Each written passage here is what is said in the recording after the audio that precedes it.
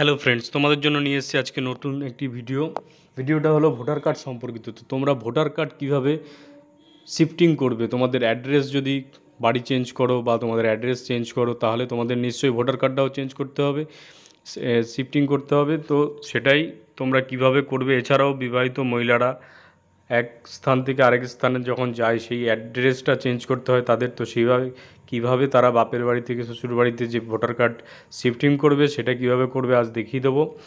তো দেখার আগে আমার চ্যানেলটা অবশ্যই সাবস্ক্রাইব করো নিত্য নতুন ভিডিও দেখার জন্য, এবং বেল আইকনটা ক্লিক করে রাখো যাতে তোমরা সমস্ত ভিডিও সবার আগেই প্রথম দেখতে পাও।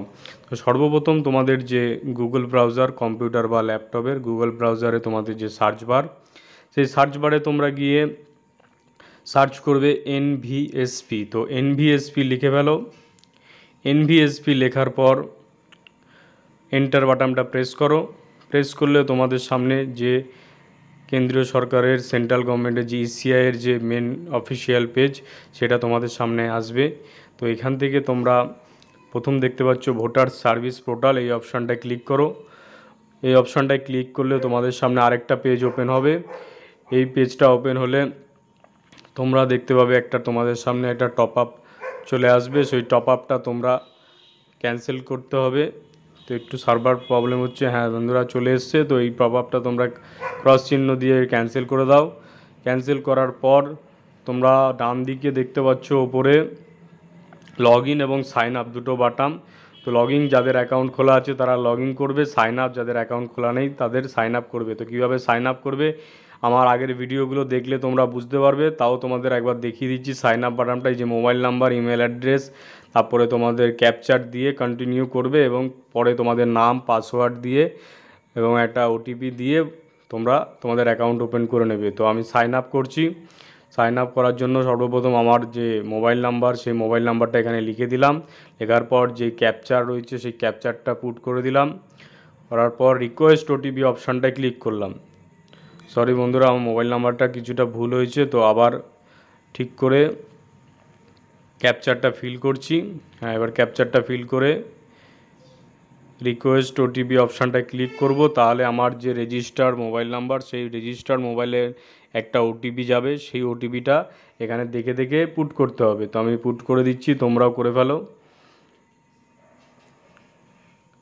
পুট করার পর ভেরিফাই অ্যান্ড লগ ইন এই অপশানটায় ক্লিক করবে। ক্লিক করলে তাহলে তোমরা লগ ইন হয়ে যাবে। তো এটা আবার ক্রস চিহ্ন দিয়ে কেটে দাও। কাটার পর এটা দেখতে পাচ্ছ তোমরা মেন পেজে লগ ইন হয়ে গেছো, ভোটার সার্ভিস পোর্টাল।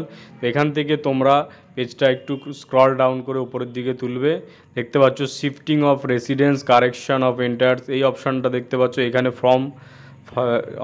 ফর্ম 8 নাম্বারে ক্লিক করলে তোমাদের সামনে একটা নতুন পেজ আসবে। তো এখানে application for self Aadhaar elector, তো অন্য আধার ইলেক্টর করলে তোমরা আধার ইলেক্টরের যে তোমার ভোটার কার্ডের নাম্বার, সেই নাম্বারটা এখানে পুট করবে, দিয়ে সাবমিট করবে। আর যদি নিজের করতে চাও তাহলে সেলফ অপশানটায় ক্লিক করে নিচে ভোটার কার্ডের নাম্বারটা লিখে সাবমিট করবে। যেহেতু আমি সেলফ করব তাই আমি সেলফ করে সাবমিট করলাম। তাহলেই তোমার যে ভোটার কার্ডের ডিটেলস এখানে চলে আসবে। দেখো নাম, বাবার নাম, সমস্তটা চলে আসবে। আসার পর ওকে করবে। ওকে করার পর যে শিফটিং অফ রেসিডেন্স এই অপশানটায় ক্লিক করবে। ক্লিক করার পর উইদিন অ্যাসেম্বলি, মানে তুমি যেই বিধানসভায় আছো সেই বিধানসভার মধ্যেই কি তুমি ভোটার কার্ডটা ট্রান্সফার করবে, তো তাহলে উইদিন অ্যাসেম্বলি করবে। আর যদি আউটসাইড বিধানসভা হয় তাহলে আউটসাইড করবে, দিয়ে ওকে করবে। তারপরে এটা দেখতে পাচ্ছ তোমাদের সামনে চলে এসেছে। তারপরে এটা দেখার পর যে বিধানসভা, তারপরে নেক্সট করে এখানে তোমাদের দেখতে পাচ্ছ নাম, ভোটার কার্ড নাম্বার সম্পূর্ণটা দেখা যাচ্ছে। তারপর আধার নাম্বারটা এখানে তোমরা লিখে ফেলবে। লেখার পর নিচে মোবাইল নাম্বারটা দেখতে পাচ্ছ, মোবাইল নাম্বারটা লিখে ফেলো। লেখার পর নেক্সট বাটনটা ক্লিক করবে।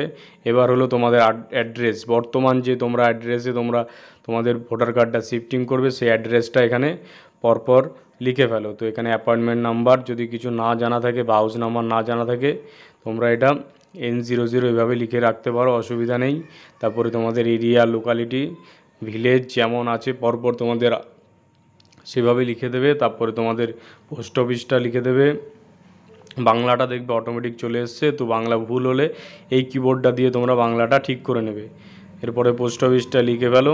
পোস্ট অফিসটা লেখার পর যে পিনকোড রয়েছে পিনকোডটা তোমরা লিখবে, তোমাদের যে এরিয়া পোস্টাল পিনকোড সেই এরিয়া পোস্টাল পিনকোডটা তোমরা এখানে লিখে ফেলো।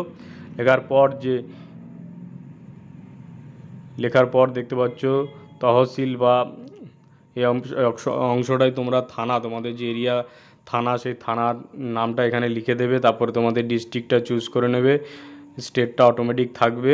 তারপর এখানে সিলেক্ট ডকুমেন্ট, তো তোমরা কী ডকুমেন্ট দিয়ে শিফটিং করতে চাও, আমি আধার কার্ডটা সিলেক্ট করলাম। তোমাদের অন্য ডকুমেন্টস হলে সেটা সিলেক্ট করে এখানে সেই ফাইলটা তোমরা আগে থেকে স্ক্যান করে আপলোড করে রাখবে তোমাদের কম্পিউটারে। তো এখানে চুজ ফাইল করে সেটা আপলোড করে দেবে।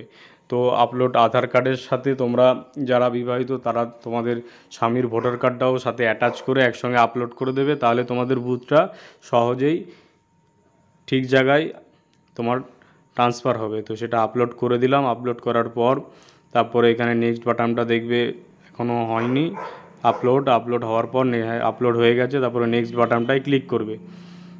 নেক্সট বাটনটায় ক্লিক করার পর এখানে তোমাদের প্লেসটা দিয়ে দেবে।